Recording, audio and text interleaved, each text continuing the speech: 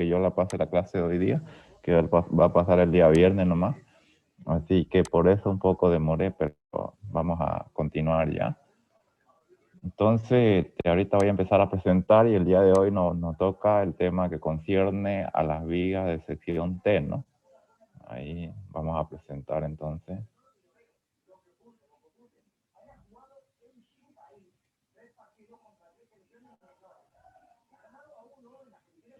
Ustedes tienen que ir estudiando porque el examen, el primero, ya se acerca. Ya el ingeniero me dijo que ya está pensando la forma de cómo tomarlo ya. Entonces, como le decía, vamos a empezar. Entonces, vamos a ver un nuevo tema que viene a ser el tema de las vigas de sección T, ¿no? Que seguramente ahorita voy a compartir. Ya. Entonces, las vigas de sección T, que seguramente ustedes ya lo han visto como el ingeniero, ¿no?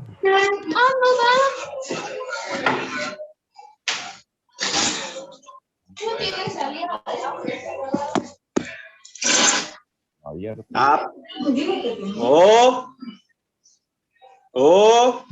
Persona. ¿Tiene?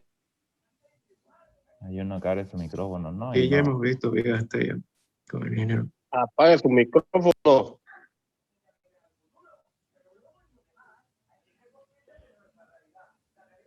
Ya, entonces como yo les mencionaba, vamos a ver las vigas de sección T ya. Entonces, ¿de cuándo nosotros podemos decir que tenemos una viga de sección T? Cuando tenemos una viga rectangular unida monolíticamente a una losa, digamos, ¿no? Saben que una losa es el elemento estructural plano donde nosotros nos asentamos, digamos, por una edificación, ¿no? Entonces, por ejemplo, este ejemplo de acá, estas de aquí son vigas rectangulares, digamos, ¿no? Son vigas rectangulares que tienen una cierta base y que tienen una cierta altura, ¿no? Una cierta altura.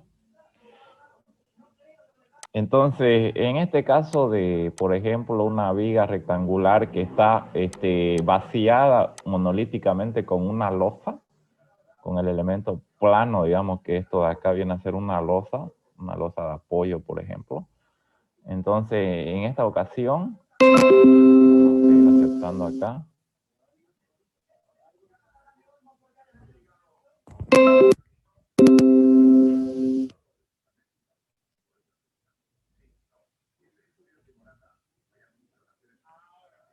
Ya. Entonces, aumente su micrófono. Si no se me escucha el volumen, me avisan ya, me dicen no se está escuchando y ya yo ahí para ver qué hacemos, pues, ¿no? Porque hay veces que se me va un poco la señal, entonces no se me escucha, pero bueno, si sigue el caso, ustedes me tienen que decir no se está escuchando o algo así, ¿ya? Vamos a seguir aceptando. Y listo, como les decía, ¿no? Fíjense, por ejemplo, esta viga rectangular unida monolíticamente con una losa llena, ambas obviamente de material hormigón armado. Y entonces, ¿qué podemos decir? Podemos decir que tenemos un ratingo, no sé por qué acá se está.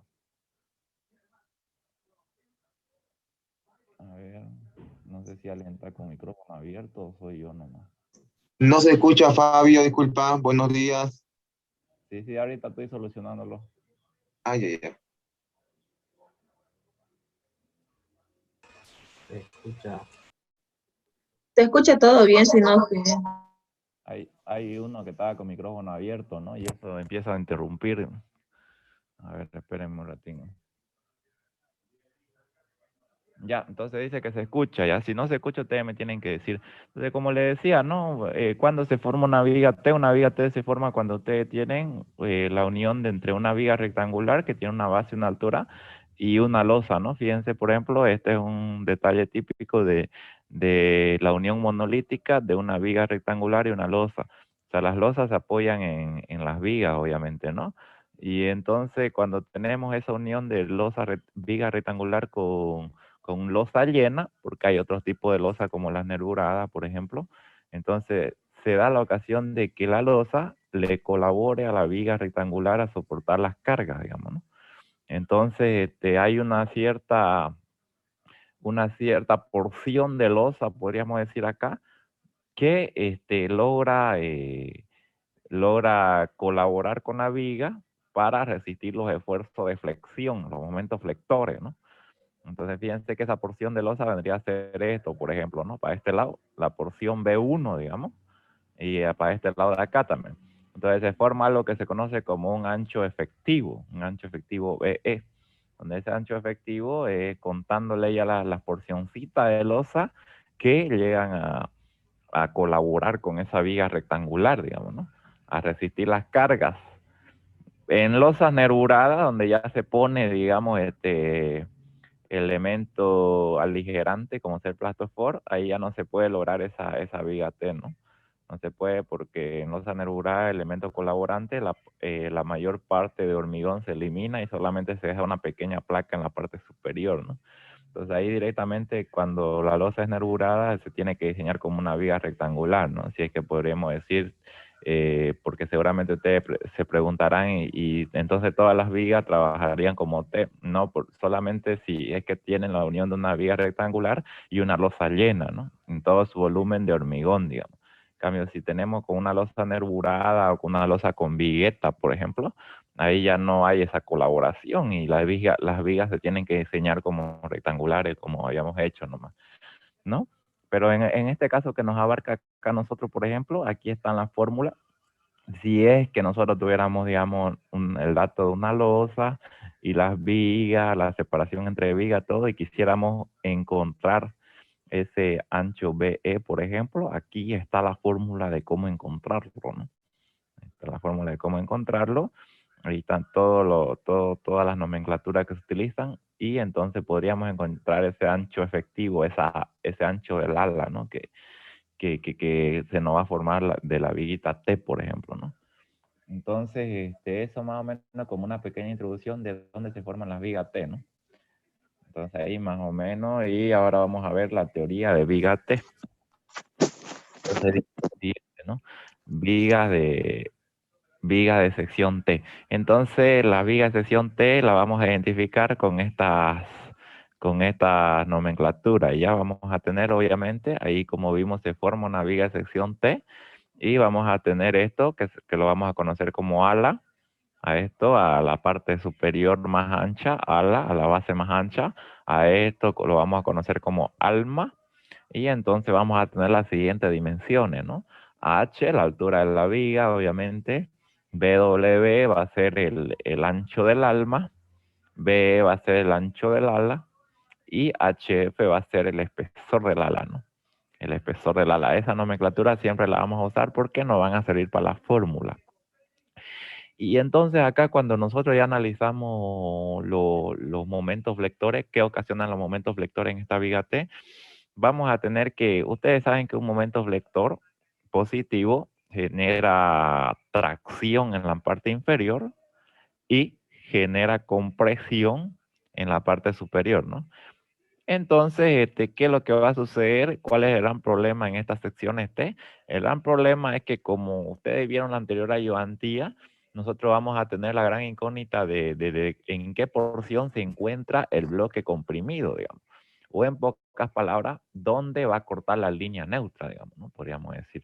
Entonces nosotros podemos tener que la línea neutra esté cortando solamente el ala con su posición A, obviamente, que seguramente si han hecho ese ejercicio número 3 que yo le expliqué la pasada ayudantía, le van a entender mejor a este criterio, pero la gran incógnita va a ser la posición del eje neutro, o sea, la porción de bloque comprimido, digamos, ¿no? Porque siempre para nuestra fórmula, siempre esa va a ser nuestra incógnita. Obviamente en secciones rectangulares ese no es un problema, ¿no? Porque el bloque comprimido va a ser siempre B por X, digamos, B por A, mejor dicho, ¿no? La base por la altura A de la línea neutra, pero ya acá, ya ahí se vuelve un problema, digamos, porque yo puedo tener la línea neutra ahí, y entonces el área del bloque comprimido sería, todo es solamente una porción rectangular correspondiente a BE, el ancho del ala, por A, digamos, o también de acuerdo a la magnitud del momento flector, puedo tener que esa línea neutra esté cortando aparte el alma, digamos. Se encuentre cortando el alma, entonces el bloque comprimido va a ser toda la porción de ala, esto de acá más una pequeña porción de alma, digamos, ¿no? Entonces ahí estaría, digamos, el bloque comprimido. Entonces esa va a ser mi gran incógnita. Entonces yo voy a empezar acá deduciendo las dos ocasiones, o bueno, las tres ocasiones que se pueden presentar, porque esto también puede tener armadura comprimida, ¿no? Entonces, vamos a ver vamos a comenzar con el primer caso, ¿ya? Fíjense, el primer caso es el caso en el que la línea neutra se encuentre cortando el ala, por ejemplo, ¿no? Como tenemos acá, la línea neutra cortando el ala. Ese puede ser un caso igual. Entonces tenemos ahí que el bloque comprimido va a estar solamente ahí contenido en la parte del ala, con su altura A, o en pocas palabras, la línea neutra, que es la línea que divide la parte comprimida de la parte traccionada, en este caso está cortando solamente el ala, ¿no? Entonces ya como ustedes vieron, ya esto no es un misterio poteo, ustedes saben que el sistema de tensión que se forma es este, ¿no? El hormigón desarrollando en este bloque comprimido un diagrama rectangular de tensiones con su resultante de compresión ahí, correspondiente a esto, tensión por área. La tensión de este diagrama de tensiones es 0.85 Fs', y el acero en la parte traccionada, ¿no? En este caso en la parte de abajo, por ejemplo, ¿no? Entonces tenemos la fuerza que desarrolla el acero de tracción, que va a ser igual a el producto del área por la tensión, y entonces este viene a ser nuestro esquema de fuerza, ¿no? Y el momento obviamente solicitando, ¿no? Entonces, aplicamos el equilibrio de fuerza, ¿no? Como yo le menciono a ustedes, todo es equilibrio de fuerza, ¿ya? Ustedes sacan su esquema de fuerza y aplican el equilibrio. Cuando hablamos del equilibrio nos va a interesar el equilibrio horizontal, donde la fuerza de compresión tiene que ser igual a la fuerza de tracción. Y entonces aquí se igualan las fuerzas y fíjense que ya tengo una ecuación, ¿no? Fíjense que todo es equilibrio de fuerza y por equilibrio de fuerza ustedes pueden encontrar todo, digamos, ¿no? Si es que les da área, la magnitud del área, y ya pueden encontrar la posición A, por ejemplo, ¿no? O si es que no le da la magnitud del área, con esta fórmula pueden encontrar esa magnitud, ¿no? Del área de acero, digamos. Entonces ahí yo tengo una ecuación número 1 por esta ecuación que me resultó que me va a servir para el diseño, ¿no? Y ahora el equilibrio de momento, ¿no? O sea, esta cupla, porque es una cupla, porque es un par de fuerzas de sentido opuesto, pero que tiene igual magnitud, eso es una cupla. Y entonces esa cupla también genera un momento, ¿no? Toda cupla a nosotros nos genera un momento, ¿no? En este caso, el momento que genera esta cupla viene a ser el momento resistente. O sea, lo que resiste el material internamente con el acero a tracción y el hormigón a compresión. Ese momento resistente nosotros lo vamos a denominar como momento nominal, digamos, ¿no? Ahora, por normativa, nosotros a ese momento nominal le aplicamos un coeficiente de minoración, que ya vimos que va a estar en función de la deformación del acero, que por requerimientos normalmente se requiere que el acero por lo menos tenga una deformación de 0,05, por consiguiente ese coeficiente de minoración siempre va a ser 0,9, podríamos decir, ¿no? Pero siempre el requerimiento es que nuestro diseño sea dúctil, digamos, deformación del acero mayor o igual a 0,05, digamos, ¿no? Y entonces, por equilibrio ya de la parte interna, porque este es el equilibrio interno, digamos, del material, pero externamente, obviamente, esta pieza va a ser para resistir carga, ¿no? Va a estar encomendada para resistir carga. Entonces, las cargas externas generan un momento, digamos, ¿no? Ese momento es el momento último. Entonces, por equilibrio, lo que resiste la parte interna o lo que desarrolla la parte interna que viene a hacer esto, tiene que ser siempre mayor o igual a lo que desarrolla la parte externa, o sea, la carga, digamos, ¿no? El momento último, ¿no? Eso ya sabemos. Entonces ahora, por el equilibrio interno de momento, vamos a decir que este momento nominal o resistente lo podemos pillar como el producto entre cualquiera de las fuerzas, o sea, la de compresión o la de tracción, multiplicado por el brazo de palanca Z, ¿no? Donde el brazo de palanca Z ya conocen ustedes que vale esto, digamos, ¿no? Y entonces yo lo voy a tomar con respecto a la fuerza de compresión y reemplazamos a cuánto vale la fuerza de compresión, y entonces vamos a tener que finalmente la ecuación del producto entre el coeficiente de minoración y el momento resistente va a ser ¿no? que tiene que ser por lo menos igual al momento último, el momento de diseño que genera la carga externa, ¿no? Para que la pieza se comporte de manera en buenas condiciones frente al equilibrio, ¿no? Bien, entonces podemos tener este primer caso, línea neutra ahí, o podemos tener un segundo caso, línea neutra cortando el alma, ¿no? Ahí como ustedes lo ven acá, digamos, ¿no? Así de esta manera.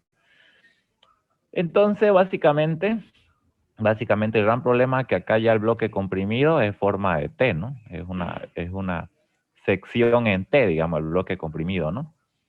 Entonces, esa va a ser la gran incógnita, ¿no? Que el bloque comprimido va a ser una sección T. Fíjense, a diferencia de acá, que sería una sección rectangular, aquí ya sería el bloque comprimido, sería una sección T, ¿no? Entonces vamos a ver cómo desarrollamos eso. Y la manera que lo vamos a desarrollar es subdividiendo en dos áreas, ¿no? La manera cómo vamos a subdividir la fórmula es subdividiendo esto en dos áreas, ¿no? Un área correspondiente solamente al alma, a la porción del alma, y otras dos correspondientes a esta porción del ala y a esta porción del ala, ¿no? Por eso yo le denomino uno y uno. Y lo vamos a trabajar por separado, digamos, ¿no? O sea, vamos a desarrollar las tensiones que desarrolla la área 1, el bloque 1, y vamos a analizar las tensiones que desarrolla el bloque número 2, ¿no?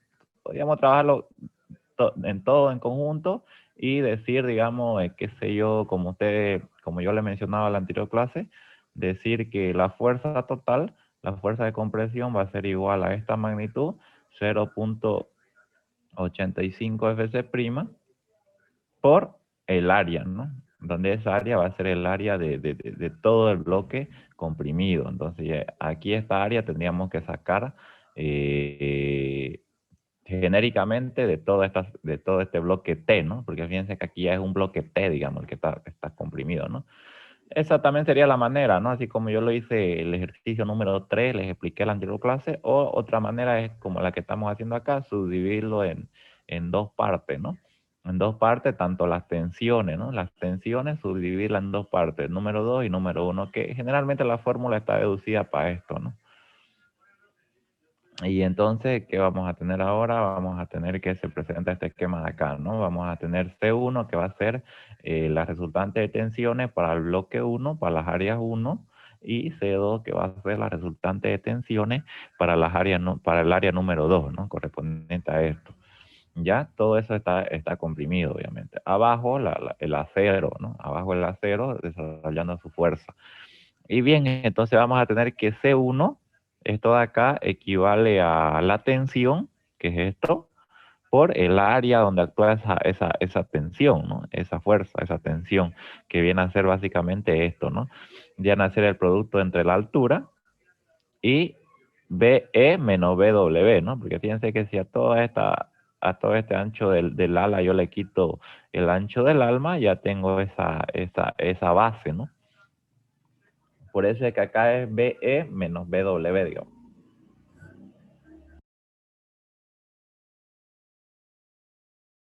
Perdón, ya. Entonces tendríamos eso, ¿no? BE menos BW. Esto de aquí es el área, ¿no? El área donde actúa esa tensión. Y C2 básicamente igual va a ser lo mismo, ¿no? Va a ser la tensión por el área, ¿no?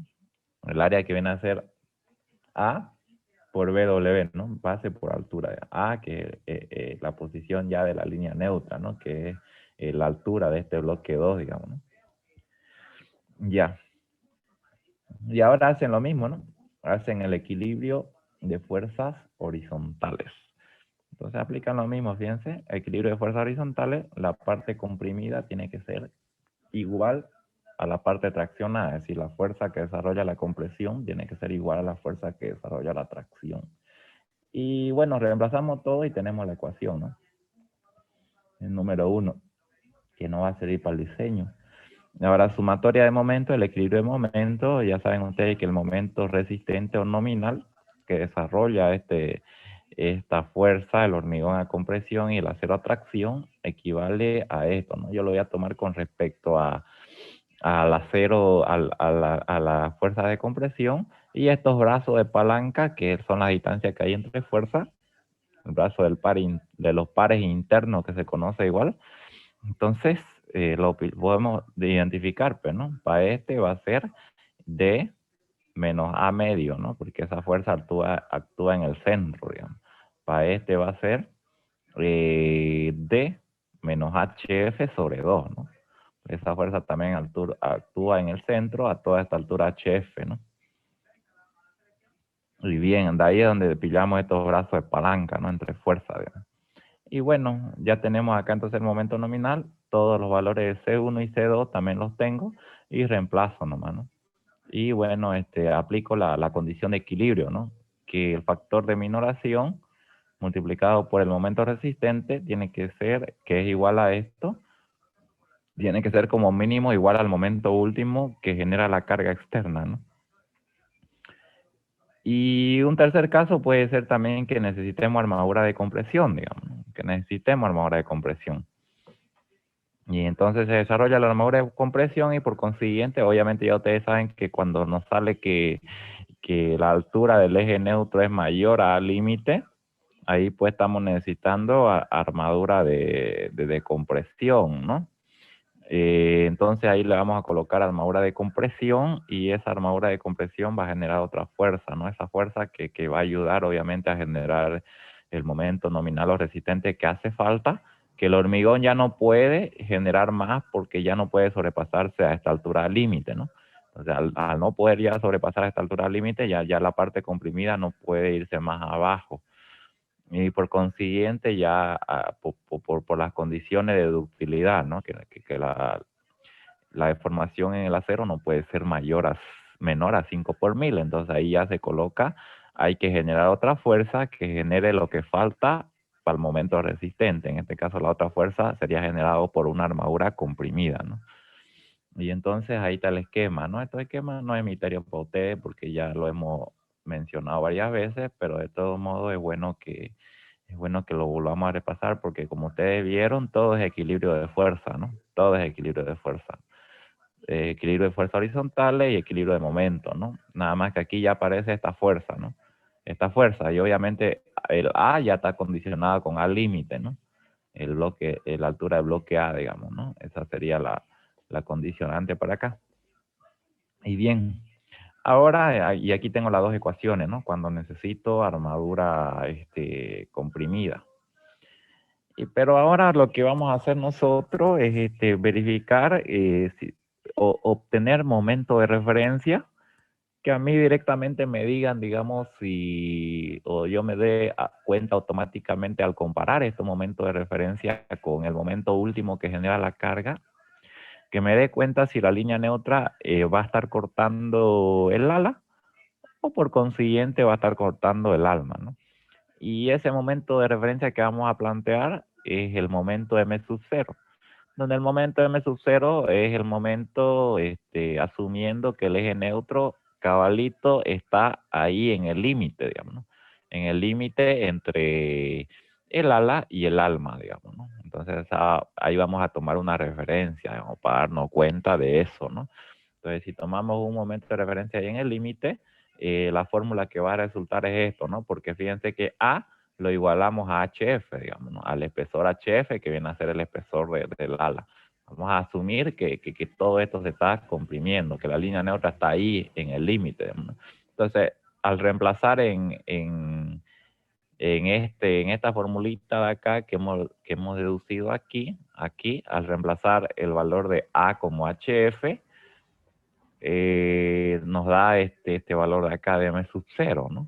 Entonces M sub 0 va a ser el momento de referencia que a mí me va a decir o me va a dar me va a proporcionar esa información de si yo tengo la línea neutra cortando el ala o la línea neutra va a estar cortando el alma, digamos, podríamos decir, ¿no? Y entonces eso vamos a tener.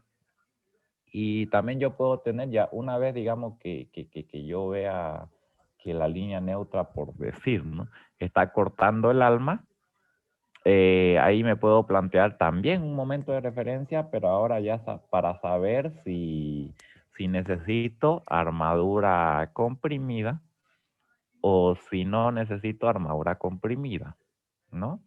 Entonces se viene a ser el momento, voy a denominarlo como el momento MM límite, que es el momento que se va a desarrollar cuando el hormigón llegue a su altura límite, digamos, ¿no? O sea, este momento es el momento para que el hormigón, no, para que el acero tenga una deformación por lo menos igual a 0,005. O sea, es el límite, ¿no? Que es el límite, digamos, que nos permiten, ¿no? Y ese momento se desarrolla, como le decían, cuando ya el bloque comprimido alcanza una altura límite, digamos, ¿no? Y la fórmula que se va a generar es esta de acá, ¿no? Esta de aquí. Simplemente lo que he hecho es reemplazar al límite en la ecuación que obtuve aquí, ¿no? Aquí reemplacé al límite, digamos, ¿no? Y ahí me va a dar ese momento de referencia que me va a dar la información de que si yo necesito armadura comprimida o no necesito. Y al límite equivale ese valor, pues obviamente ya conocemos, ¿no? 0,3188 de D. Entonces, en resumen, dice, resumiendo, si el momento M sub 0, que es el momento que está, que me va a decir si mi línea neutra está cortando en la parte, en el ala o en la parte del alma, ¿no? Si sucede esto, estamos en primer caso, dice, tengo que usar la fórmula del primer caso. Si sucede esto, M sub 0 menor al momento último, estoy en segundo caso. Tengo que usar la fórmula de segundo caso y por consiguiente primero vamos a determinar el momento límite. Primero se deberá determinar el momento límite, dice, y luego verificar si necesito armadura comprimida o no. Si el momento límite es mayor a MU, no necesito armadura comprimida. Si el momento límite es menor al momento último, necesito armadura comprimida, ¿no? Y entonces esto es lo que sucede, así se soluciona la gran incógnita que me genera un momento positivo, donde el bloque comprimido está arriba, digamos, ¿no? Donde yo no sé si el eje neutro está cortando el ala o si el eje neutro va a venir a cortar el alma, digamos, ¿no? Podríamos decir. Todo esto que hemos hecho es para momento positivo, ¿no? Y para momento negativo, ese problema no se presenta, pues, ¿no? Porque ya para momento negativo, la parte traccionada está arriba, la parte traccionada ya viene a estar en la parte superior, tracción, y la parte comprimida está abajo. Entonces, el bloque comprimido, como ya está abajo, siempre va a ser un rectángulo, digamos, ¿no? Como estas vigas son bien altas, digamos, y además es imposible que de acá abajo la línea neutra pase a cortar arriba, digamos, la línea neutra, ¿no? Es imposible que se presente eso, digamos, que el bloque comprimido pase hasta la faja de arriba, porque esta alturita generalmente es bien grande, digamos, ¿no? Esta altura de acá. A comparación del espesor de esta viga, ¿no? Este espesor del ala, digamos, que generalmente son espesores chicos, ¿no? Es por eso que cuando ya la parte comprimida está arriba, hay ese problema, digamos, porque este espesor HF es generalmente pequeño, digamos. En cambio, ya cuando la compresión se encuentra abajo, en la parte inferior del eje neutro, ahí ya no hay ese problema de que el bloque comprimido se forme en una figura T, ¿no? Sino que el bloque comprimido va a ser siempre un rectángulo. Y por consiguiente dice que en este caso podemos utilizar la misma fórmula que se utilizaban para secciones rectangulares, ¿no? Es decir, cuando ya mi momento es negativo, yo puedo venir y ocupar la fórmula que he venido ocupando para secciones rectangulares nomás, ¿no? Donde aquí para secciones rectangulares el bloque comprimido únicamente es rectángulo, ¿no? Por ejemplo, aquí momento positivo, el bloque comprimido únicamente va a ser un rectángulo, digamos, con una altura A y de la posición del eje neutro y una base B, ¿no? Y acá para momento negativo, el bloque comprimido también es un rectángulo, ¿no? No hay manera de que se forme otra figura, digamos. Altura A, ¿no? Y entonces, a partir de esa deducción que yo he hecho ahí, yo me puedo formar un un formulario, pues, ¿no? Fórmula para vigas T, dice, ¿no? Y fíjense que también yo puedo tener una viga T, pero en forma invertida, ¿no? Una viga T en forma invertida. Y que básicamente es como si yo volcara esto de acá, digamos, como si yo lo volcara, digamos. Esta viga T, que yo la tengo así en forma normal, la volcara y ahí ya se me forma una viga T en forma invertida, digamos.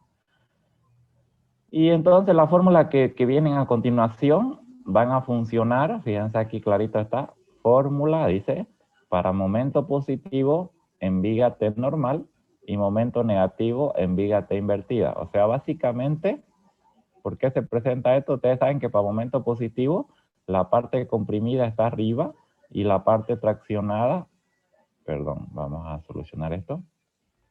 Como les decía, ustedes saben que para momento positivo la parte comprimida está arriba del eje neutro y la parte traccionada está abajo, ¿no? Entonces, el problema que yo les planteé hace rato se presenta cuando la parte de compresión está en esta zona, digamos, ¿no? Acá en esta zona que no sabemos si la línea neutra va a estar cortando solamente el ala o si la línea neutra va a venir a cortar el alma formando un bloque comprimido en forma T, ¿no? Y para viga T invertida también van a funcionar la misma fórmula, pero para momento negativo, porque el momento negativo parte traccionada arriba y parte comprimida abajo, ¿no? Entonces, aquí en viga T invertida, momento negativo, la parte comprimida está acá, ¿no? Entonces, fíjense que por consiguiente, la misma fórmula que yo voy a usar para momento positivo en T normal, me funcionan para momento negativo en T invertida, digamos. O sea, la misma, es lo mismo, digamos, podríamos decir, ¿no? Pero bien, ahora fíjense que sin embargo, acá podríamos poner una nota, hay veces que este espesor es demasiado grande que el eje neutro llegando a su altura límite no puede pasar a la parte al alma.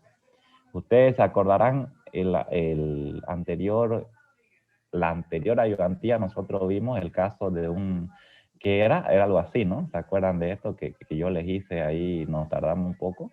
Era algo así, ¿no? Y ustedes se acordarán que esta altura de esta partecita de acá, esa altura de ahí, era demasiado grande que si yo calculaba el al límite, en todo caso me iba a salir mayor al al límite. Entonces, si yo veo eso, desde ya yo sé que el eje neutro sí o sí va a estar contenido ahí sin tener la posibilidad de pasar acá abajo, porque yo no me puedo sobrepasar a este al límite. Entonces, el eje neutro, su máxima altura que pueda adoptar el eje neutro, que me provoca el bloque comprimido, es al límite. Entonces, en algunos casos, que son pocos, digamos, pero que puede suceder, este espesor del ala es demasiado grande que si yo calculo el al límite, me va a salir esto, que el al límite es menor o puede ser igual a SHF. Entonces, en ese caso ya yo sé que no tengo ninguna posibilidad de que el eje neutro baje acá a cortar el alma, ¿no? Entonces aquí lo dice clarito. Como primera opción yo voy a verificar eso.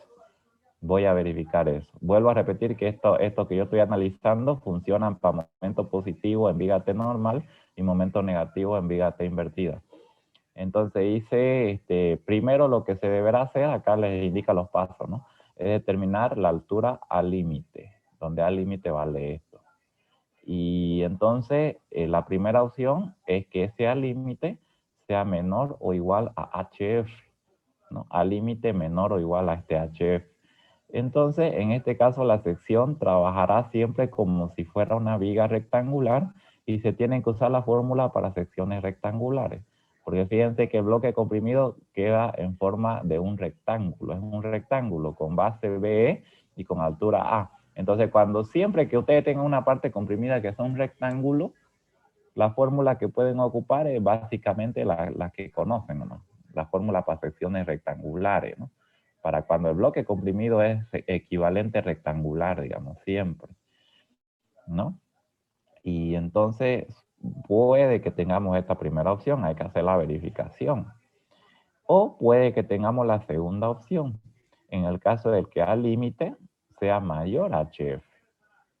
Si ya yo calculo A límite y verifico que es mayor a HF, yo puedo decir ahí entonces que mi línea neutra sí puede bajarse a cortar el alma. Sí puede suceder, digamos. Y entonces ya una vez que determino eso, ya hay que hacer lo que yo les mencionaba. Primero, calcular el momento de referencia M sub 0, que es el que yo le dije hace ratito, que es el que me va a decir si el eje neutro corta simplemente el ala o vas a cortar el alma. Y determinando el M sub 0, yo puedo tener dos casos, podríamos decir. Un primer caso, que es el caso en el que el M sub 0 sea mayor al momento último. Y en este caso, obviamente, no voy a necesitar armadura de compresión. Y la fórmula que voy a ocupar para este caso número 1 son la fórmula que yo tenía acá, ¿no es cierto? La misma fórmula para secciones rectangulares, porque en este caso el bloque comprimido va a resultar rectangular. Entonces yo puedo aplicar esta, lo puedo resolver por ecuaciones de esta manera, o lo puedo resolver por tablas. Fíjense que hay la manera también de resolver por tabla, ¿no? Y la manera de resolver por tabla es determinando un valor de momento reducido y entrar a tabla y determinar la cuantía, ¿no? A lo que se conoce como cuantía. Esas tablas creo que el ingeniero ya se las proporciona a ustedes, una tabla base para secciones rectangulares, dice, y de esta manera también se puede obtener la armadura, ¿no? Así con tabla, que es más fácil, digamos, o por ecuaciones, que es lo que hemos venido haciendo nosotros, ¿no?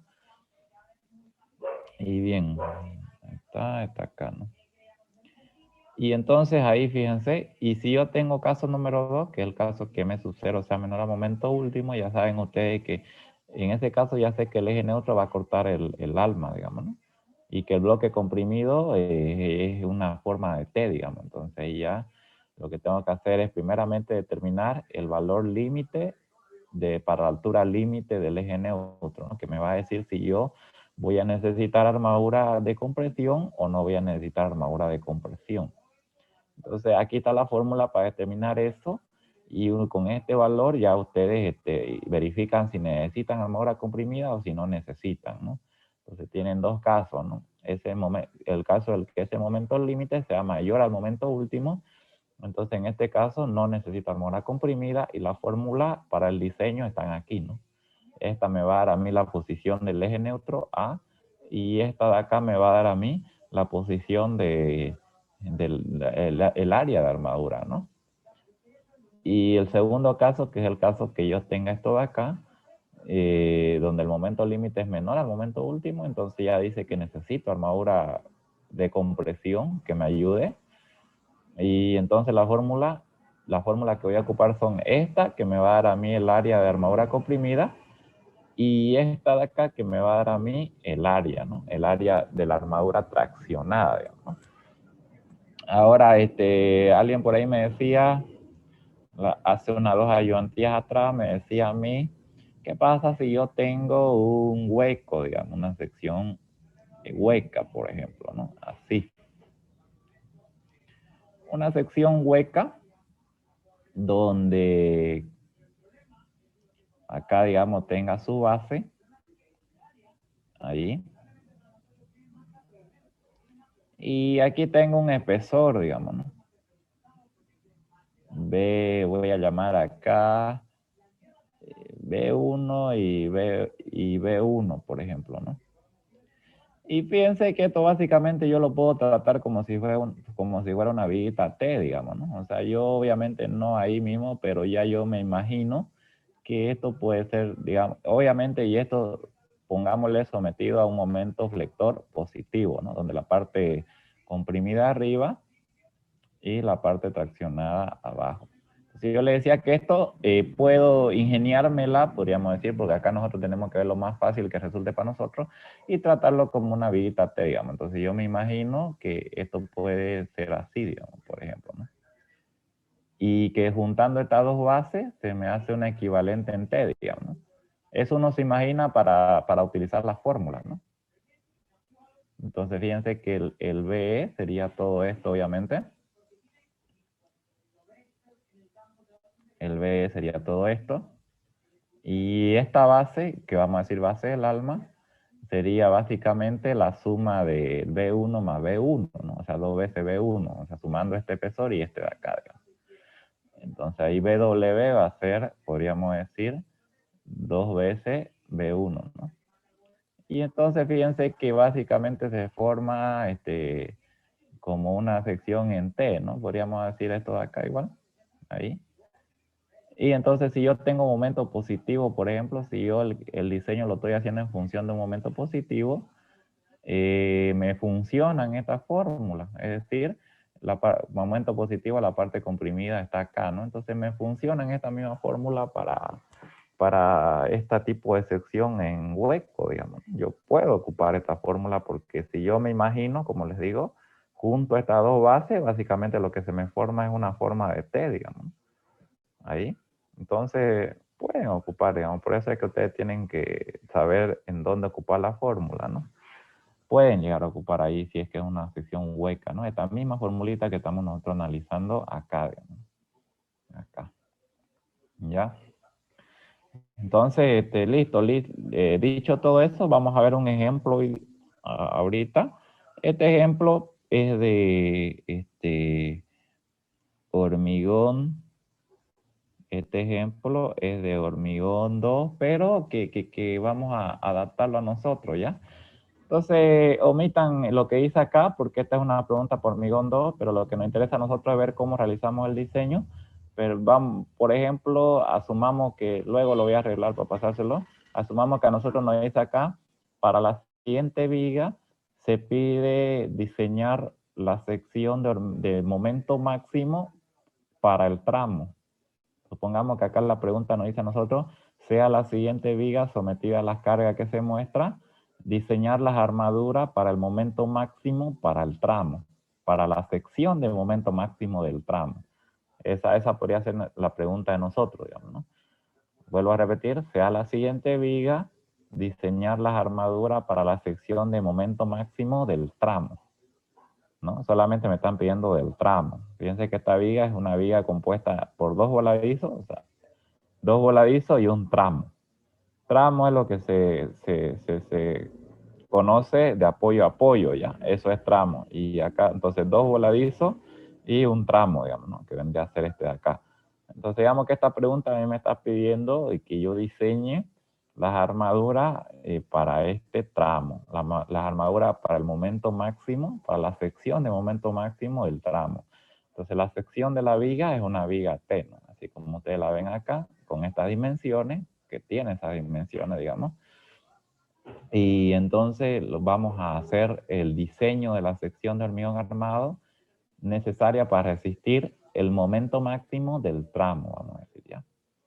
Y bien, entonces las cargas a las que va a estar sometida esta viga, dice que son las cargas gravitacionales, carga muerta, distribuida uniforme de 2.7 y carga viva de 2.7, una carga viva distribuida uniforme igual. Y carga puntual, muerta de 1.9 y viva de 2.3, ¿ya? Entonces, como me está pidiendo que yo trabaje con el tramo, ustedes saben, si es que han hecho el práctico número 1, saben que hay una posición de la carga viva que me va a generar a mí lo más desfavorable para ese tramo. Entonces, primeramente vamos a obtener nosotros nuestras cargas de diseño, ¿ya? Y primero vamos a tener nuestra carga de diseño. ¿Cuáles son las cargas de diseño? Las cargas de diseño básicamente son las cargas mayoradas, ¿no? Entonces yo voy a hacer la mayoración de carga muerta, 1.2, y voy a hacer la mayoración de carga viva, 1.6, ya sabemos eso, ¿no? Esas son las cargas de diseño, las cargas últimas, ¿no? Y lo mismo para esta carga distribuida y lo mismo para estas cargas puntual que están acá, ¿no? 1.2 y 1.6, ahí yo tengo la carga de diseño. Una vez obtenida la carga de diseño, lo siguiente que voy a hacer es posicionar la carga viva tal que me genere lo más desfavorable para ese tramo, ¿no? Entonces, la carga que está con azul es la carga muerta. La carga muerta siempre va a estar actuando en todo, ¿no? Porque como su nombre lo dice, es una carga que siempre está presente porque es debido al peso propio y todo eso, digamos. De esa no nos podemos librar. Y la que alterna su actuación es la carga viva, porque como su nombre lo dice, es una carga viva que se está moviendo, es una carga móvil, digamos. La carga viva en una estructura, por ejemplo, podemos ser nosotros las personas. Y nosotros las personas, pues, en una edificación, podemos estar o no podemos estar, ¿no? Estamos un tiempo y luego salimos y ya no estamos, digamos, ¿no? O sea, ya la estructura queda descargada de carga viva, así que no estamos, por ejemplo. Entonces, cuando yo hago mi diseño, yo tengo que ver la situación más desfavorable de actuación de las cargas, digamos, ¿no? Entonces, a mí como me están pidiendo para el tramo, ¿cuál sería la situación más desfavorable para ese tramo? Que yo cargue con carga viva solamente ese tramo y descargue los otros tramos, digamos, de carga viva, que en este caso los otros serían los voladizos, ¿no? Entonces, esta es la situación más desfavorable para el tramo, que la carga viva en su totalidad esté actuando, pero solamente en el tramo. Y los demás tramos, los voladizos, si es que hubiera voladizos, los descargo, ¿no? Esto ustedes ya más o menos lo han visto cuando hicieron el práctico número 1, ¿no? Cuando hicieron el práctico número 1. Entonces, esta actuación de la carga viva y la carga viva puntual ahí, obviamente, me va a dar lo máximo en el tramo, lo máximo de momento en el tramo, que es el que me interesa a mí para proceder al diseño de mis armaduras, ¿no? Y bien, si a mí me pidiera el voladizo, obviamente yo cargo el voladizo con carga viva, ¿no? Cargo los voladizos con carga viva. Si es que me pide el diseño para el voladizo, por ejemplo, ¿no? Y descargo el tramo de esta carga viva puntual de acá, ¿no? Descargo totalmente el tramo de cargas vivas, digamos, ¿no? Si es que me pide el diseño para el voladizo, podríamos decir, ¿no? Bien. Entonces, una vez ya ustedes cargan, colocan la carga viva para que me genere lo máximo en el tramo, que sería si yo coloco esa carga viva solamente en el tramo. Entonces, lo siguiente que hay que hacer es obtener el máximo momento para ese tramo, ¿no? Y bien, no sería necesario el diagrama de cortante, porque el diagrama de corte no voy a diseñar aún las armaduras para corte. Eso se hace cuando se quiere diseñar estribo, por ejemplo. Ahí sí se diseña la armadura para corte. Pero en este caso yo, como no quiero diseñar la armadura para corte, no me interesaría, en pocas palabras, en resumen, el diagrama de esfuerzo cortante. Solamente me interesa el diagrama de momento con su máximo momento en el lugar donde me están pidiendo diseñar las armaduras. En este caso me están pidiendo para el máximo momento del tramo. Yo no sé en qué punto estará el máximo momento en el tramo, pues, ¿no? Y ahora fíjense que aquí van a tener cuidado, ¿ya? Porque esta podría ser una trampita del examen. Fíjense que en teoría nosotros podríamos pensar que el máximo momento está debajo de la carga puntual. Pero uno tiene que empezar a sospechar cuando esa carga puntual a mí no me la dan en el medio. Fíjense que aquí esta carga puntual a mí no me la dan en el medio del tramo. Si la carga puntual a mí me la dieran en el medio, por ejemplo, ¿no? Si esa carga puntual a mí me la dieran en el medio, o sea, quiere decir como este tramo tiene 9 metros, quiere decir a 4 metros. Si me la dieran a 4 metros, ahí ya yo desde ya sé que el máximo momento se va a presentar debajo de esa carga puntual. Si es que me la dan en el medio, a la mitad, mucho ojo acá, ¿ya? Porque esta puede ser una trampita del ingeniero, ¿ya? Pero cuando a mí la carga puntual no me la dan en el medio, ahí yo tengo que sospechar que el máximo momento se encuentra, obviamente, en el lado más largo a partir de la carga puntual, ¿no? Porque esta carga puntual tiene un lado a la izquierda de 5.5 y tiene un lado a la derecha de 3.5. Entonces, como el momento es directamente proporcional a la distancia, porque el momento es fuerza por distancia, uno ya sospecha que el máximo momento se encuentra en aquel lado que tiene de mayor distancia, ¿no? Desde la carga puntual, que sería a este lado izquierdo, del 5.5. Pero para salir de duda, si es que yo quiero salir de duda y verificar eso, puedo trazar el diagrama de corte, ¿no?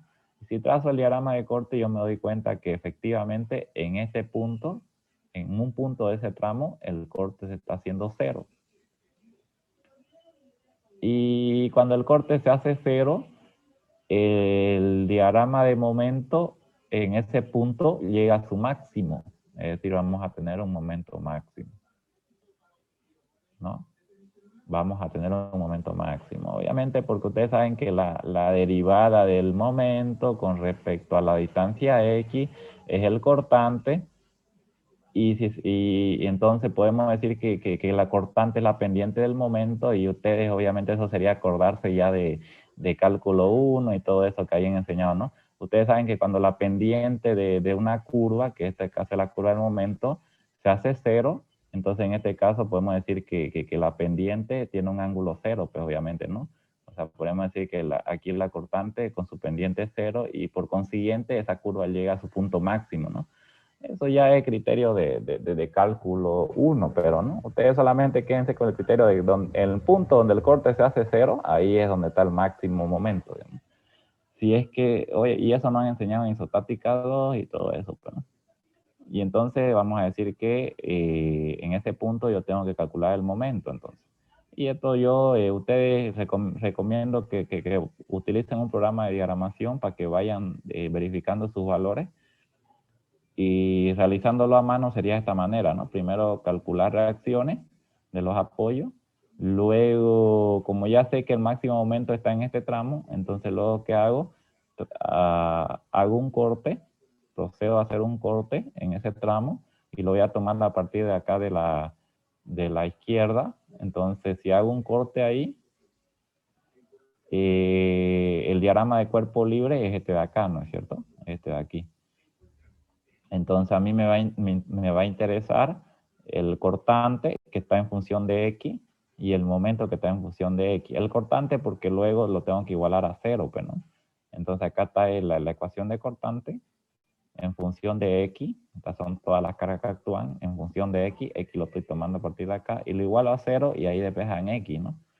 Y le da la posición de X donde ese corte, el punto donde ese corte se está haciendo 0. Luego el momento, determinamos el momento, ya una vez obtenido X, ya puedo determinar el momento en ese punto, ¿no? Y acá me da el momento, ¿no? El momento que yo he sacado aquí, obviamente. Ya sé que es un momento positivo, ¿no? Un momento positivo, ¿no? 70.321 toneladas metros. Bien, una vez obtenido el valor de diseño de momento, lo siguiente que vamos a hacer es calcular nuestras armaduras, ¿no? Y como ya sabemos que es un momento positivo, ya sé que la parte traccionada está abajo y la parte comprimida está arriba, ¿no es cierto? Entonces, ya sé qué fórmula voy a ocupar para este diseño de mi formulario, ¿no? Es una viga T normal sometido a un momento positivo. Entonces, eso es lo que tengo que buscar en mi formulario para ocupar, ¿no? Y ahora vamos a definir lo que viene a ser el recubrimiento mecánico. Vamos a adoptar, como no conocemos el área de armadura ni nada de eso, vamos a adoptar el 10% de H. Entonces sería el 10% de 70, 7 centímetros. Y vamos a definir la altura útil, ¿no? D igual a H menos DS, digamos, 63. Luego, como ya sé que tengo que usar la fórmula para viga T normal, momento positivo, esperemos un ratito, ahorita vamos a facilitarnos la vida acá. Ahí estoy compartiendo pantalla. Y entonces fíjense lo que se tiene que hacer, ¿no? Vamos a ver. Como ya sé que es una viga T normal sometida a momento positivo, entonces tengo que seguir estos pasos. Lo primero que tengo que determinar es el A límite. Fíjense, por eso acá yo primero determiné el A límite. 0.3188 de D, donde deje esto. Entonces fíjense que la límite a mí me sale 20.084, ¿no? 20.084. Con ese valor de la límite tengo que comparar con el HF, dice, ¿no? El HF que me dio a mí el espesor del ala, fíjense que era ¿cuánto? 12, ¿no? Acá están, acá están los valores, las dimensiones, 30, 70, 60, y era 12, ¿no? Entonces, de todo modo aquí igual lo tenía 12 y eso el A límite lo comparo con eso. Entonces fíjense que el A límite me está saliendo mayor a HF. Por consiguiente, ya sé que tengo este caso de aquí, tengo el segundo caso, A límite mayor a HF. Una vez que determiné que tengo el segundo caso, lo siguiente que vamos a hacer es determinar M sub 0. Entonces fíjense que determino M sub 0, ¿no? Aplicando esta fórmula nomás. FC', ya saben ustedes que es resistencia máxima a compresión del hormigón, que siempre es dato del problema. En este caso me dieron 210. Y reemplazan entonces en esta fórmula, ¿no? Todos son datos del problema. BE es 60, ¿no? El espesor del ala. Y listo, determinan el valor de M sub 0. Obviamente acá seguramente que a usted le va a salir un valor altísimo, ¿no? Le va a salir, y entonces yo para no trabajarlo con ese valor altísimo, lo voy a transformar en toneladas metro, sabiendo que una tonelada metro es 1 por 10 a la 5 kilos por centímetro, ¿no? Bien, entonces fíjense que M sub 0 me sale este valor de acá. Una vez obtenido el M sub 0, lo que tengo que hacer a continuación es verificar en qué caso estoy. Si estoy en el caso de que M sub 0 mayor a MU o si estoy en el caso de que M sub 0 menor a MU. MU ya determiné que es 70.321. Entonces fíjense que MU me sale mayor a M sub 0. Por consiguiente ya sé que estoy en caso 2, en este caso de acá. Y entonces, una vez que ya determiné que estoy en caso 2, lo que voy a venir a hacer es determinar el momento límite, el momento de referencia límite, que es el que me va a decir a mí si yo necesito armadura de compresión o no necesito armadura de compresión. Y entonces determino ese valor de momento límite. Entonces, fíjense que aplico esta fórmula, todo es conocido por si acaso, al límite lo que determinamos son este valor acá que hemos determinado acá. Y no hay misterio aquí, es aplicar la ecuación, todos los datos son conocidos, y entonces me da un valor de momento límite correspondiente a esto de acá. Este momento límite, fíjense, acá, ¿no? Con ese valor de momento límite yo tengo que verificar si necesito armadura de compresión o no necesito armadura de compresión. Entonces yo lo verifico con el momento último. Y fíjense que en este caso el M límite me está saliendo mayor al momento último. Por consiguiente, ya yo sé que no necesito armadura comprimida. Y entonces, si no necesito armadura comprimida, lo que tengo que hacer a continuación es aplicar esta primera fórmula y determinar la posición de A, ¿no? Y entonces fíjense que eso es lo que hice, ¿no? Aplico esa fórmula y determino la posición de A, ¿no? Luego, determinada la posición de A, la posición del eje neutro, aplicamos esta segunda fórmula y determinamos el área de armadura requerida, ¿no? Entonces aplico la segunda fórmula y determino el área de armadura requerida, que fíjense que me ha salido esto de acá. Y de esta manera es como se va ocupando este formulario, ¿no? De todo modo, ustedes ya, mientras vayan practicando, van a ir adiestrándose más en eso, digamos, ¿no? Y bien, ahora una vez determinada el área de armadura requerida, lo siguiente que hay que hacer es definir la armadura mínima, ¿no? La armadura mínima. Y entonces ya saben ustedes que la armadura mínima es el mayor de estos dos valores. Cuando hablamos de la base que se toma aquí, siempre viene a ser la base del alma, ¿ya? El BW, siempre viene a ser el BW. Nunca se toma el BE, la base del ala, aquí ya. Y entonces reemplazamos, y de estos dos, obviamente ya sabemos que tomamos el mayor, ¿no? En este caso me sale esto. Esa armadura mínima la comparo con la de acá, ¿no? Con esta armadura de acá. Entonces me está saliendo que esta armadura requerida por la carga es mayor a la mínima, correcto. Ya ustedes saben que si fuera menor, se adopta directamente la mínima. Luego vamos a definir la armadura de percha, ¿no?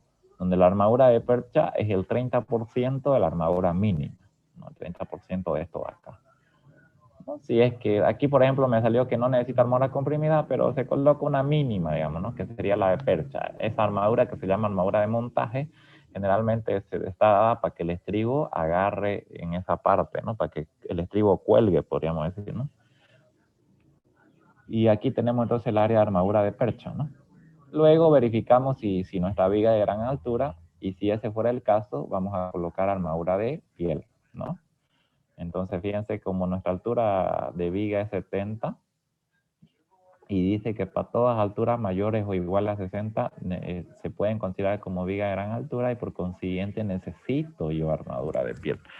No, en este caso 70 mayor a 60 necesito armadura de piel. Y con esta formulita determino esa armadura de piel, ¿no? Acá fíjense que tenemos la armadura de piel Y entonces, una vez ya calculada tanto la armadura principal en tracción, que es esta, la armadura de montaje en compresión, y si necesita la armadura de piel, ya tengo todas las áreas de mi armadura que necesito, comprimida, traccionada y piel. Y lo siguiente que hay que hacer es determinar la cantidad de barras que voy a ocupar, pues, ¿no? O sea, el diámetro y la cantidad de barras que voy a ocupar. Entonces, ya sabemos que podemos apoyarnos en esta fórmula para determinar la cantidad y aquí obviamente tenemos que ir tanteando el diámetro, ¿no? Entonces, ¿qué vamos a decir nosotros? Para un fierro de 25, aquí ya vamos a corregir. Yo el tanteo lo hice para fierro de 25, ¿ya? Entonces, vamos a decir que si yo necesito un fierro de 25, si coloco un fierro de 25, me va a dar, aplicando esta formulita, AT, la armadura requerida, me va a dar que yo necesito 5.63 un barra, ¿no? Aquí. Pero yo no le puedo poner 5.63 barra, digamos, no existe 0.63 barra, digamos, ¿no? Entonces lo que tengo que hacer es redondearlo. Entonces lo redondeo a 6, digamos, 6 barra de 25, ¿no? Y entonces fíjense que esta de acá es la armadura requerida y esta de acá es la armadura a colocar, la armadura que voy a colocar. Entonces siempre obviamente la armadura a colocar tiene que ser un poco mayor a la requerida. Tampoco tiene que pasarse con mucho para que no sea algo antieconómico lo que estamos haciendo. Por ejemplo, aquí la diferencia entre ambas es de casi 2, ¿no? Entonces seguramente que hay otra distribución de fierro que a mí me salga más económica, ¿no? Y ustedes pueden verificar eso, si hay otra distribución de fierro que les salga más económica. Es decir, que esta se acerque lo más posible a esta de acá, ¿no? Que siempre sea un poquito mayor, pero que se acerque lo más posible. En este caso está correcto también lo que yo hice. Nada más que, como les digo, puede que haya otra combinación de fierro que salga un poquito más cerca a esta, ¿no? Eso tiene que ver también con la cantidad de fierro que voy a utilizar. Tampoco, digamos, yo puedo agarrar y decir, voy a colocar fierro 12 milímetros y me salen 20 barras de 12 milímetros y esto me sale, por ejemplo, ¿no? Me sale 27.68, digamos. Si bien se está acercando, pero la cantidad de barras que le voy a colocar es irracional, digamos, ¿no? Eso igual hay que tener cuidado, digamos, porque imagínense meter 20 barras en esa sección de ahí, sería una densidad grande de fierro, digamos. Por eso igual que uno tiene que ir jugando entre la cantidad de barras que estoy colocando y el área, ¿no? Entonces, en ese caso, lo más razonable sería lo que yo estoy haciendo, si es que comparamos estas dos, ¿no? Por ejemplo, no sé si serán 20, ¿no? Si comparo entre 20 de barra de 12 y 6 barra 25, por la cantidad de fierro, esta ya viene a ser la antieconómica, ¿no? Pero, por ejemplo, si yo tengo que con 8 barra de 20 se acerca más que esto, ya, digamos, 2 barritas de más ya compensa, podríamos decir, ¿no? Entonces, pero a ver ustedes si es que cuando practiquen buscan una distribución, por ahí se acercan más a esto y no con tanta diferencia de cantidad de barras, ¿no? Y armadura de percha, 2 fierros de 10, vamos a decir, que me da un área correspondiente a esto, que voy a llenar esa armadura. Y para la armadura de piel, 3 fierros de 8 milímetros por cara le vamos a colocar, ¿no? Bien, una vez que ya tengo la cantidad de barras y el diámetro de las barras, lo siguiente que vamos a hacer es distribuir de una manera correcta nuestras barras, ¿no? Entonces esa distribución correcta, obviamente que la verificación la tengo que hacer con respecto al fierro traccionado o a la armadura traccionada, que está en la parte inferior, porque es la armadura que tiene mayor cantidad de fierro, pues, ¿no? La armadura que me va a dar mayor densidad de fierro, podríamos decir, que es la que está en la parte inferior, ¿no? En la parte traccionada, parte inferior. Y entonces esa distribución correcta de las barras va a estar en función ¿de qué? De la separación, ¿no? La separación mínima que tienen que tener las barras para que mínimamente el agregado grueso de mayor tamaño pase por las aberturas que se van a quedar entre las barras y no me queden a mí huecos o coqueras que se conocen acá, que son aberturas que quedan cuando desencoframos esta viga, ¿no? Y ahí obviamente quedan esos huecos y el fierro al descubierto, digamos, ¿no? Entonces, para que no suceda eso, hay que verificar la separación igual, ¿no? Y entonces vamos a tomar como la separación mínima entre el mayor de estos dos valores ya, o 2.5 centímetros o el diámetro de la barra mayor, que en este caso el diámetro de la barra mayor también 2.5 ya, porque es un fierro de 25 milímetros. y entonces me sale a mí esto, el mayor de todos los agarro, ¿no? Que sería 2.5. Una vez obtenido el 2.5, lo que procedemos es a determinar la separación, ¿no? Y la distribución que yo voy a adoptar es colocando 4 barras de 25 en una primera fila y adoptando una segunda fila con 2 barras de 25, ¿ya? Seguramente si usted, porque siempre nuestra primera opción es colocar toda la barra en una primera fila, pero seguramente que si ustedes hacen, por ejemplo, ¿no? Hacen la verificación de la separación, les va a salir que esa separación, si es que colocamos todo en uno, es menor a esta, cosa que no puede suceder, ¿no? Pero lo pueden verificar ustedes, digamos. Entonces ahora yo adoptando esto, la separación me salió esto, ¿no? 4.8. La base que es 30, menos le quito los dos bordes hasta, hasta donde comienza la barra, 2.8, ya que es 2 del recubrimiento libre y es 8 milímetros el estribo o 0.8 centímetros, ¿no? Y 2 porque tengo acá, ya esto lo hemos visto, menos le quito el diámetro de todas las barras, 4 por 2.5, porque son fierro 25 milímetros, 2.5 centímetros, y eso sobre el número de espacio, ¿no? 1, 2, 3. Y listo, 4.8. Cumple. Entonces quiere decir que está correcta mi separación. Y una vez que ya verifican que cumple, proceden a hacer ya su distribución, ¿no? Este cálculo que ya yo hice acá es correspondiente a hormigón 2, ya todo esto, así que solamente nos interesa hasta aquí.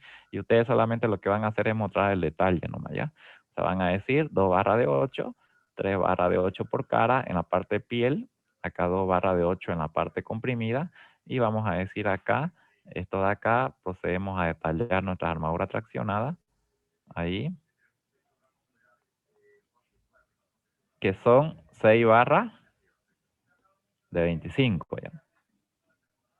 Nada más, ¿ya? Ahí llegaríamos nosotros acá, digamos, detallar la sección de qué cantidad de barra estoy ocupando y todo eso, ¿ya? Lo demás que yo hice acá, ya eso es correspondiente a H2, ya que lo van a ver ustedes el otro semestre, digamos, ¿no? ¿Ya? Entonces, ¿alguna pregunta que tengan ahí? ¿Alguna duda? Fabio, una pregunta. Ya. Ahí en la sección que de las armaduras a tracción, el último detalle que mostraste, no hay que estar con unas medidas verticales. Ujú. Ya. ¿Es necesario que las coloquemos igual? No, es que esto ya yo lo hice para determinar el recubrimiento mecánico real, ¿no? O sea, nosotros inicialmente adoptamos recubrimiento mecánico pero del 10% de H, ¿no? Y acá estas medidas son para determinar el recubrimiento mecánico real, pero este cálculo, vuelvo a mencionar que este cálculo que yo hice acá es para hormigón 2, digamos, ¿no? Porque en hormigón 2 ya yo necesito las alturas reales, digamos, ¿no? Recubrimiento mecánico real y altura útil real, digamos, porque luego ya cuando yo calcule inercia, proceda a calcular inercia, los valores de inercia, porque acá ya se controla lo que es la deformación que tiene la viga. Entonces esas alturas útiles reales es indispensable tenerla, digamos, ¿no? Ya con la distribución de barras. Pero ese es para H2, repito, ustedes solamente esto de acá omitan, digamos. Aunque pueden ver que, por ejemplo, en su caso de ustedes que le daba la distribución de barra, digamos, y le pedía calcular el momento último, estas son las alturas que pueden utilizar, digamos, ¿no? Ahí fíjense, ¿no? Porque creo que en el práctico número 2 ustedes le daban la barra y le pedía calcular el momento último, ¿no? Ahí esas medidas son las que pueden usar, ¿no? Siempre la separación entre fierro y fierro es 2.5 y 2 no sé quién me preguntaba que no tenía estribo y todo eso, siempre se considera con estribo, ¿no? O sea, los 2.8 ahí, digamos. Pero este cálculo de acá es innecesario, solamente ustedes tienen, como les mencioné, tienen que detallar nomás, tienen que detallar la cantidad de armadura que han usado nomás. Para H1, ¿no? Ya en H2 van a aprender a hacer lo demás que vieron más adelante. Solamente acá detallan nomás ustedes. Aquí, ¿cuántas barras eran? Eran 6. Como veníamos haciendo, pues solamente detallamos nomás. ¿Ya? Ya está bien. Una pregunta más. Para calcular la distancia de la línea neutra, vi que multiplicaste por 10 a la 5. Sí, Ya. ese creo que era. Ajá. Sí, sí, sí. Acá, ¿no? Aquí, ¿no? Sí, Sí, sí, sí. es de 70 por 3 por 10 a la 5. Sí, claro, lo que pasa es que este momento último de aquí lo tengo como 70.321 toneladas metro. Y como todas estas unidades de acá, yo la estoy poniendo en centímetros, en kilo y en centímetros, porque acá 210 kilos sobre centímetro cuadrado y la dimensión en centímetros. Entonces me urge a mí colocar esta tonelada metro en kilo por centímetro. Entonces yo sé que una tonelada metro equivale a 1 por 10 a la 5 kilo por centímetro. Ah, ya, ok. Entonces aquí esto se va con esto y por consiguiente yo voy a tener, para no trabajar con el chorrango, yo lo puedo dejar en notación científica nomás. Entonces 70.32, 1, digamos, podemos decir, por 10 a la 5 lo dejo en notación nomás, para no trabajarlo con el chorrango porque me va a salir un valor grande. Kilo por centímetro. ¿Ya? Así. Es ahí donde sale esto. Ya. ¿Listo? Está bien, gracias. Ya, listo. Entonces ahí vamos a quedar. Buenos días, Fabio. Una consulta. Ya. ¿Cómo sería para una sección? Aquí, bueno, aquí ya podemos aplicar lo que son secciones huecas o todavía, Fabio, o me estoy adelantando. Como expliqué hace ratito, pues, que lo que lo mencioné yo, que una sección hueca usted la imaginariamente y le va a funcionar igual, la pueden adaptar a una sección T, digamos. ¿Qué le dije yo hace ratito? Le dije cuando les expliqué la fórmula, ¿no? Le dije que, por ejemplo, nosotros tenemos una sección hueca ahí y esta sección hueca yo la puedo adaptar a una imaginariamente y puedo utilizar también porque cumple la fórmula para secciones T, ¿no? Para vigas T, como veíamos nosotros, porque yo le decía a ustedes que aquí, por ejemplo, esto que tenga B1 y esto de acá que tenga también B1, y entonces vos, digamos, decís, pero si estas dos bases yo las junto, así de manera imaginaria, ¿no? Porque no es que nosotros la vamos a juntar, pero va a cumplir igual si yo la pongo a trabajar esta sección de esta manera, digamos, ¿no? Así, digamos.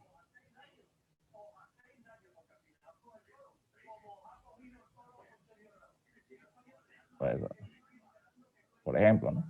Con esta base que le pongo como yo denomino a la viga T nomás, ¿no? BW, B1 más B2, por ejemplo, o sea, sumo ambas bases, pues, ¿no? Y esta de acá, y B, digamos, ¿no? Que si yo la adapto a una viga T, BW, por ejemplo, ¿no? Y esto de aquí, que es el espesor de todo este bloque, digamos que vos tengas una altura, un espesor que te den, por ejemplo, entonces ahí ya yo, si lo adapto como una viga T, sería HF igual a E, ¿no? Ya les decía, pero ¿no? Entonces, fíjate como que cuando actúa un momento positivo, por ejemplo, la parte comprimida está arriba y la parte traccionada abajo, digamos, ¿no? Entonces, la parte comprimida va a estar en toda esta zona, digamos. Y hay que usar ni más ni menos que la fórmula para secciones T, ¿no? Simplemente adaptarlo nomás, adaptarlo a como si fuera una sección T, digamos, nada más. ¿Ya? Así, digamos. Así, así. Ya, ¿Listo? gracias, Fabio. Sí, gracias por la explicación otra vez. Ya. Listo, ven, entonces ahí vamos a quedar ya. Ahí vamos a quedar, entonces la ayudantía de hoy reemplaza la del viernes. La del viernes ustedes van a pasar nomás con el ingeniero. Y bueno, vayan estudiando, pero no es nada complicado, simplemente que ustedes tienen que ir practicando nomás, viendo cómo aplicar los formularios y todo eso, y ya vieron obviamente que lo más difícil acá puede ser la parte isostática, ¿no? Que el ingeniero no se los complica, o sea, no le da estructura 3D ni nada. Ay, papá, si te molesto, ¿será que lo puede pasar lo avanzado al grupo? ¿La ¿Sí? diapositiva? ¿Diga? ¿Cómo? ¿Será que No lo sé. puede pasar la diapositiva al grupo? Ya sí, lo voy a pasar, me olvidé el anterior, pero sí, hoy día el Sí. mismo lo voy a pasar, ¿ya? Ya, gracias. Ese formulario de las vigas T que mostraste ahora, ese creo que no lo pasaste, solamente pasaste los anteriores para las vigas rectangulares. Sí, el formulario ese todavía no lo he pasado porque recién hace ratito lo hemos avanzado, ¿no? Anteriormente no habíamos avanzado fíjate, pero ya como ya lo avanzamos, ya se lo puede pasar ya. Ya, gracias. Vamos a quedar entonces, espérenme un ratito, voy a imprimir lista acá. A ver. Vamos a